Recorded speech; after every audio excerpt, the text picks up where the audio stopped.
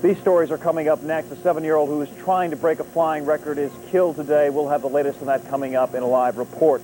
The woman who found a 12-year-old girl wandering after being raped tells her side of the story to the jury. And 3 dogs are at the Humane Society after being forced into a dog fight. News Channel 13 Live at 5 is next. And now, the Capital Region's first evening newscast. This is News Channel 13 Live at 5. Tonight's top story, a 7-year-old girl trying to become the youngest pilot to fly across America is killed today when her plane crashes shortly after takeoff in Wyoming. Good evening, I'm John Gray. Benita has the night off. What a tragedy this is. Jessica Dubroff, her father, and her flight instructor all killed when the plane went down nose first into a residential driveway. This was just a half-mile from the actual runway. According to the plans, the flight instructor was not supposed to touch those controls unless there was an emergency. It's not clear that who was exactly operating the plane when it went down. Ironically, the Guinness Book of World Records wouldn't even acknowledge this flight, trying to discourage young people like Jessica from trying to fly. For the very latest, let's go live to Carla Alston, who is standing by with more on the tragedy. The wreckage from the plane crash is just now being removed from this residential neighborhood just a mile from the Cheyenne airport. National Transportation Safety Board investigators are on the scene trying to determine why Jessica Dubroff's airplane went down and how. It was a big adventure for a little girl. 7-year-old Jessica Dubroff wanted to become the youngest person to ever fly across country, but her dream ended in Cheyenne, Wyoming on the 2nd day of her flight. And I knew, I said, this plane is going down. And then at that point, it did stall, and it just literally dropped and went straight down. The flight was the idea of Jessica's father, Lloyd. It was to be a fun father-daughter trip. Her mother says it was the trip of a lifetime. She just said, I'm going to fly till I die.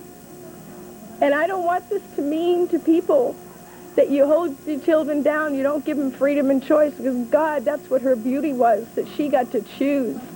Jessica left Half Moon Bay in Northern California Wednesday morning. She was too small to reach the pedals. Her flight instructor, Joe Reeves, was along to take over in the case of an emergency. Today, no one knows who was at the controls when the plane went down in a residential neighborhood just a mile from the airport. I think that young lady would have been a bright star in our society. But when you dance with the clouds, when you fly, it's a risk every time you take off. Her final destination was Cape Cod, Massachusetts, but the flight ended on a rainy, windy morning in Cheyenne, Wyoming. Jessica had been flying for only 4 months, charting only 35 hours, but she was determined to reach her dream in the sky. Unfortunately, it ended tragically. Back to you. Thank you, Carla Alston, reporting live. The woman who found that 12-year-old girl who was raped and left for dead, that woman took the stand and told the jury what she saw today. Julie Wilcox is standing by live in Warren County with the latest on that. Hi, Julie. Hi, John. She was one of a number of witnesses called today. The prosecution also brought in who placed Patrick May in the area at the time the 12-year-old victim was kidnapped. May lived near Syracuse and was driving to his family's home in Hague. He says he did not arrive until 10 p.m. on August 11, 1995, several hours after the abduction. But several witnesses today contradicted that, saying they saw him or his car earlier than that. And as you mentioned, we also heard from the woman who found the victim staggering out of the woods the day after she was kidnapped. As I approached closer to her, I realized that she had nothing on. I stopped the van, went around the back end of it, asked her if she had been in a car accident, and she told me no.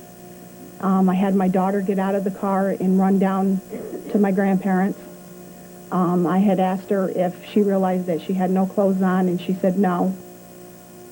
There was also testimony today about the contents of Patrick May's car. It is expected the victim will testify about specific items in that car, and she should take the stand tomorrow. John? It sounds from that testimony, Julie, like this little girl was just absolutely in shock.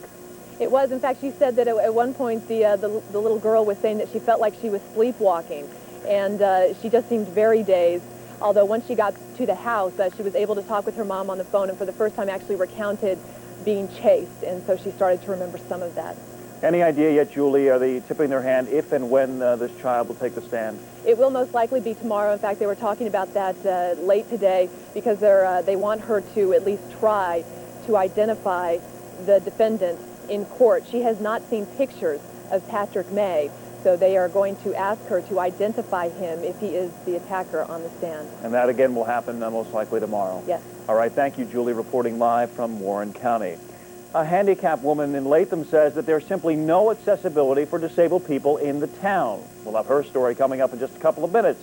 But first, Bob is here after what I have to admit was a pretty nice day. Hi, Bob. Boy, it sure was, John. Despite the wind, lots of sunshine through at least early to mid-afternoon. 59, nice, the official high.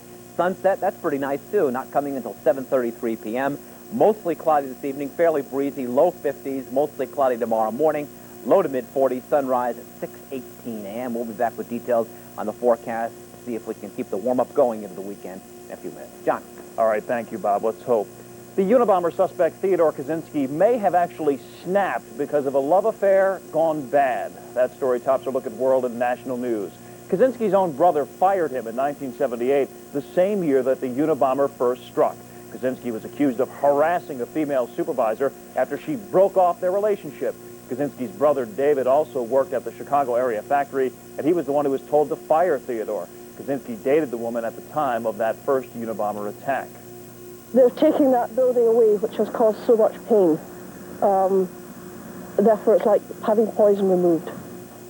Workers in Scotland have now torn down the elementary school gymnasium where that crazed gunman Thomas Hamilton killed 16 children and their teacher last month before killing himself. People are hoping now that this will help with the healing process. The building site will be covered with a flower garden. A freight train carrying chlorine has derailed in Alberton, Montana. One of the cars was leaking chlorine, and 1,000 people had to be evacuated. At least 37 people are hospitalized with breathing problems at this hour. 3 of them are in critical condition. The derailment has also closed down a busy section of Interstate 90 that forced motorists to take a 90-mile detour. Here goes.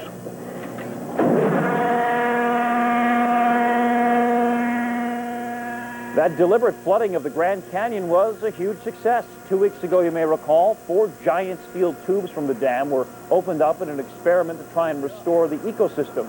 Interior Secretary Bruce Babbitt says that beaches along the canyon increased by a full 30%, and habitats were created that will now protect endangered species in the Colorado River.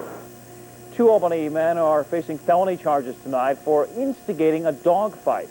Police say the men started a fight between a chow and 2 pit bulls Tuesday night. This happened on Clinton Avenue. It was all caught on videotape. Aristel Thomas is out on bail. Alonzo Ramos, he's behind bars. The dogs are right now out of their way. They're in the Humane Society with bite wounds.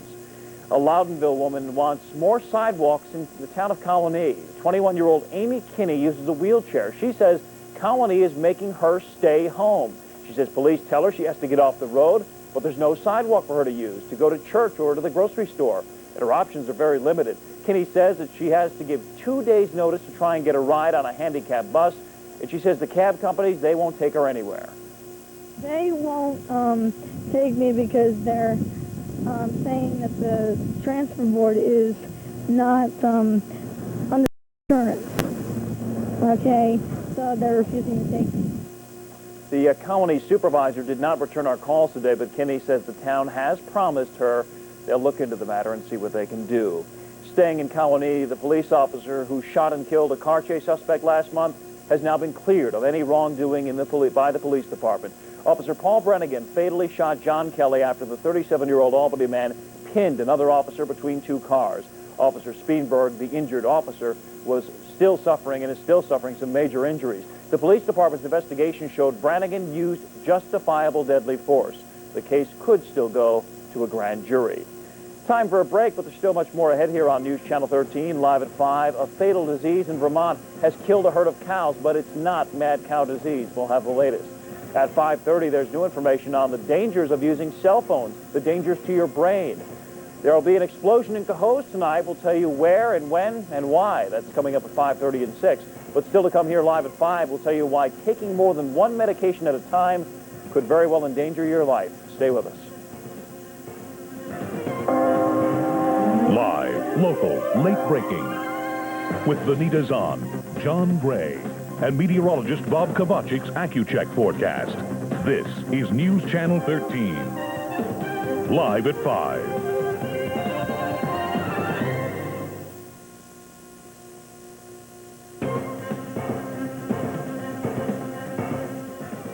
Welcome back. In our check of healthy living tonight, oral rabies vaccines are being distributed to thousands of raccoons in the capital region, all part of an experiment by the state health department and NCON to try and see if oral vaccines could prevent a second wave of raccoon rabies in New York counties. 45,000 baits are being placed along roadsides and dropped from helicopters. Health officials say that the vaccine is not dangerous to humans or domestic animals should they run across them. Well, if you take more than one medication at a time, another reason tonight to make sure your doctor is aware of it. A new study shows that 1/3 of pharmacists in Washington, D.C. failed to catch the potentially fatal error of mixing Seldane with erythromycin, and they're both antihistamines, a decongestant, and an antibiotic. The FDA has had warnings about them for 5 years now, but the pharmacists didn't know. Health officials are concerned that other less public interactions are also being missed. You know someone who was sneezing today? I may know why. We have our pollen and mold count. The pollen count way up to 255. Almost all of that is poplar. Still no mold has been detected. Let's see what else is making news around the area this evening. Ed Dague joins us with the Around the Region report. Hi, Ed. Hi, John. Thank you. 51 cows in Wakefield, Vermont are dead tonight. It is not, however, due to mad cow disease. Health officials are blaming the deaths on another deadly cow disease, which is called cryptosporidiosis. Cryptosporidiosis, probably. The cows were probably contaminated by drinking water, but health officials say it is not an outbreak. Food supplies are safe. One person in the area has tested positive for that virus, whose name cannot be said. It will be deadly for those with weakened immune systems, but not the rest of us. Also, the body of a scientist from Harvard University, believed to have been found now in the wreckage of a plane crash in Mexico. That plane crashed 20 years ago in a forested mountain area. The bodies of 2 women also found in the wreckage. No indication yet of their identity. In fact, Harvard officials cannot confirm that the body found is in fact that of their former researcher. And a 7-year-old Syracuse boy is being called a hero tonight for saving his mother's life last summer. His mother was stung by a bee while she was mowing her lawn. She had an allergic reaction, fell unconscious to the ground. Her son called 911 and got instructions from a dispatcher on how to apply her bee sting antidote, and that saved her life. His elementary school honored him today with a ceremony. John. Very nice. Thanks, Ed. Bob is in the Weather Center, and speaking of nice, a pretty nice weekend is coming our way. Perhaps a little cooler than we thought, but still nice just the same. His forecast is up next. First, right now, Mary Higgins Clark, a newcomer to our list of your favorite books, as you'll see in our top 5 at 5.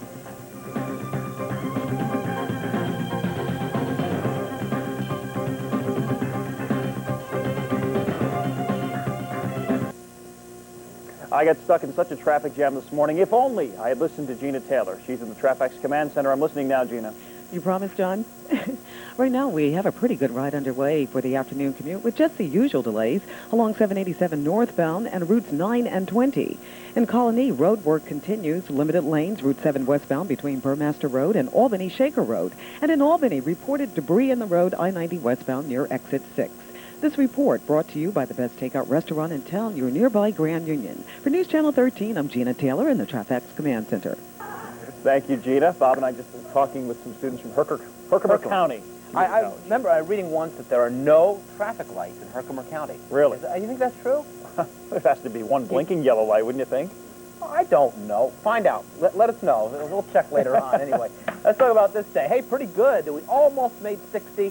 In fact, considerably warmer than we thought. 45 to 50, windy with a mix of clouds and sun. It was windy. 59. Nice day across the area. And still in the 50s, but lots of clouds around now. 55 at the Albany County Airport, 54 in Hudson Falls. Low to mid-50s in the area. Still 61 at Ankrum. In fact, it's 67 down at Poughkeepsie, so even warmer in our southernmost viewing area. Here's the visible satellite view. Again, this takes advantage of the natural sunlight to show you the cloud cover. You'll see a pretty clear day across the area. A good patch of clouds, though, drifting southeastward across Canada, the northern Great Lakes into western New York State, and some of those clouds now moving into our skies. And out of those clouds, we are seeing some rain showers develop. Basically, though, a lot of the showers are lost. It's raining a little bit around Ithaca, Elmira, and Rochester, but as these showers move east, they will tend to move into very dry air and fall apart. So can't rule out the chance of a shower or two for some of us this evening, but I think most of the area will escape any rain. Here's a satellite review. We flip back to 24 hours. That's the picture you see here as the storm pulls away from the northeast. Nice day, windy, sunny. We see another good storm crossing the northwestern part of the Plain States, but ahead of that storm, a good shot of warm air. It was almost 80 today in Chicago, and that milder air will try to push into our part of the country tomorrow and on into the weekend. Also, some pretty good thunderstorms developing here. It looks like overall the weather pattern becoming a little bit more spring-like, but look at the spring-like warmth in mid-country. 88 in Topeka, Kansas this afternoon. As I mentioned, approaching 80 in Chicago. A good shot of warm air. Behind it, it's still cold, snowing. 2 to 6 inches of new snow in northern and north-central Montana. It looks like the mild air will begin to circulate in. Our only forecast problem tomorrow and Saturday is how much sunshine we will see. I think we won't see a whole lot of sun tomorrow, but we'll see a fair amount of sunshine on Saturday, and temperatures will respond to the sun by reaching well into the 50s Saturday afternoon. Look at the current temperatures. And again, the warm air to Minneapolis all the way down to St. Louis, 78. As I mentioned, Chicago was almost 80. Even Pittsburgh was near 70 this afternoon to the nation's capital. So there's the warm air, and most of it will stay there. We'll just get kind of a little brush with the milder air here for the next couple of days. The national radar, this is the winter storm radar, showing the little snow left over back in Maine and a little shower activity moving to western New York State. But we're finally warming up, and not a moment too soon. Low 40s tonight, mostly cloudy skies. 35 tonight in Mayfield, 37 in Hudson Falls. A stray rain shower, but most places will be dry. For tomorrow, we'll go for some periods of sun, but considerable clouds. And depending, again, the early spring sun is so important in determining temperatures. If you have more sun than we forecast, then 60 is a good bet for tomorrow, but we'll go for mid-50s on average across the area. 4-day Accu-Check forecast, we are pretty optimistic for Saturday. We'll go for at least partly to mostly sunny weather in the morning. Clouds in the afternoon, high 55 to 60. Sunday, there may be a shower, still in the 50s, a bit cooler Monday, but still in the 50s on Tuesday. That rain is not all that impressive, and temperatures finally are getting more tolerable. It's slipping downhill a little bit, though, as the week goes on. Well, it is. There's 2 steps forward, 1 step back. Is that what it is? And I still want to find out about the stoplight in Herkimer County. Yeah. Who's going to tell us? We've got to find out. We'll get the mayor on it. All right, get the mayor. If there was one red light, I'd get it. The kind of day I'm having. She can launch a ball 70 miles an hour. Is that right, 70, Mac? Mac will introduce us to a girl who is arguably the best female pitcher in this area. That's coming up next.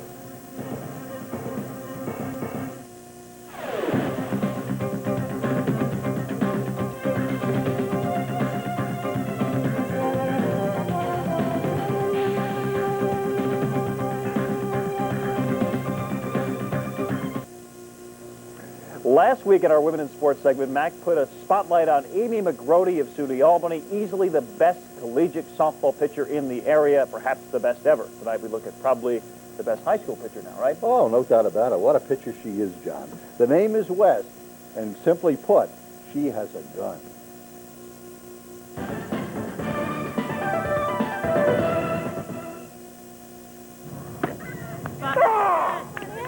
Robin West of Saratoga High. What a pitcher.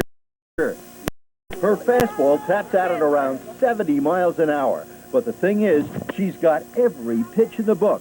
Drop, screwball, curve, you name it. And she hardly ever loses. You'd need a magnifying glass, in fact, to find her lifetime ERA at Saratoga, where she has over 500 career strikeouts. But here's how good she is. In 19 regular season games last season, Robin West did not give up a single extra base hit. Not one. I play a lot. I wish I lived in sunny weather, play a little bit more, but summer ball we play pretty much whole year. You really love it, don't you? Yep. Have you ever seen anything quite like her? No, I've never had anyone that can throw like her, not as hard as her.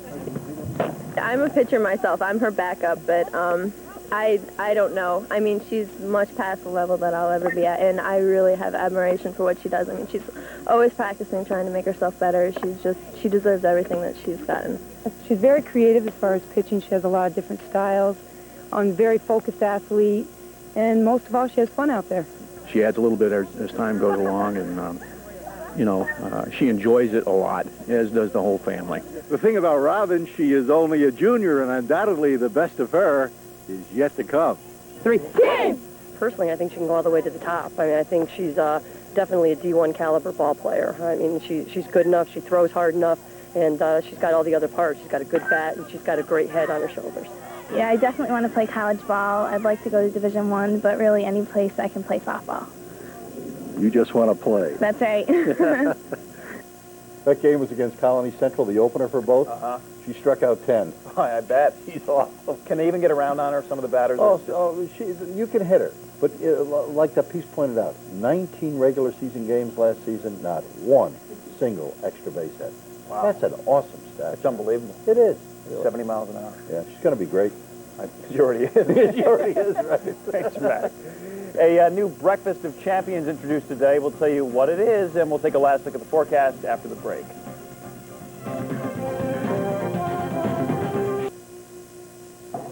Well, grab your spoon and milk. The first ever cereal made especially for the U.S. Olympic team introduced today. Team USA Cheerios. Loaded truck this morning, all set for a cross-country trip to Atlanta, of course. It was served to more than 200 present and future Olympians and guests with giant spoons, as you could see. There was a gold one, a silver one, and let's not forget the bronze one. The familiar O's in the cereal are also championship colors as well. Team USA Cheerios will be available to you and I, the common folks, next week. Your purchase will help support U.S. athletes, and remember, breakfast, the most important meal of the day. We have an update on your the spotlight. Yeah, we got the wrong county. I mean, we were close. It started with an H, but it's Hamilton County. Right. Is the only county right. nearby. Gotcha. Okay. Does it really matter? Not really. All right. You have some weather? Lots of clouds tomorrow. Not a whole lot of sunshine, but it will be mild. Maybe a brief shower, 52 to 57. Saturday, as promised, still looks to be pretty nice with at least partial sun. Almost 60. Then we'll get a shower on Sunday and then a little bit cooler Monday and Tuesday. But not bad, and temperatures should stay above freezing. We also had a call from somebody about roses. They got the roses delivered in the mail and they wanted to know when to plant them. It is much too early. Got to wait till at least early May. Okay. Thank you, Bob. That'll do it for Live at 5, but stay with us. Right here, we updates on important stories. Live at 5:30 coming up next.